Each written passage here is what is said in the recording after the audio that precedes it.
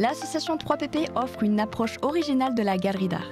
Qu'il soit de passage ou originaire de la région, l'artiste y prend les rênes de son exposition, gérant chaque étape.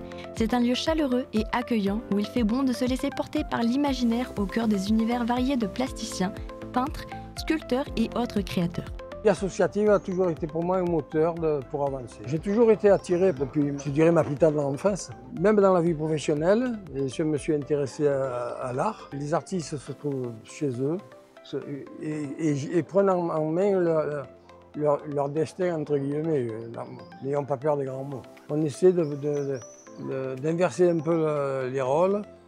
Comme je l'ai précisé tout à l'heure, c'est l'adhérent qui gère en définitive le petit outil qu'ils peuvent avoir à leur disposition.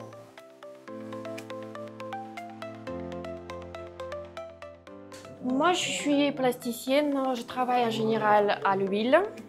C'est ma matière préférée parce que pour moi, elle donne beaucoup plus d'énergie.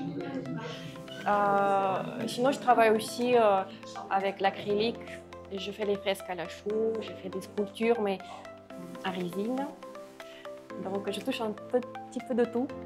Mon style, c'est donc à l'huile, mais avec les peintures métallisées. C'est très difficile à sécher, mais ça donne en fait, la lumière particulière quand on se déplace. Vous voyez les reflets, et selon de la lumière, ça change un peu l'ambiance dans la pièce. Et voilà, ça rend les œuvres un peu vivantes.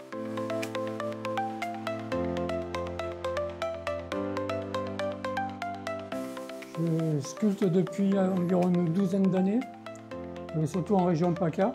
Après, au fil des années, j'ai une petite notoriété qui me permet maintenant les gens m'appellent pour venir exposer chez eux.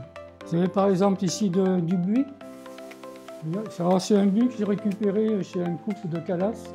Et ce buis avait plus de 2 siècles, 216 ans exactement. Il y avait pas mal de gens qui sont venus aussi pour le vernissage. Donc ça donne encore plus l'envie de continuer et de voir prospérer cette galerie.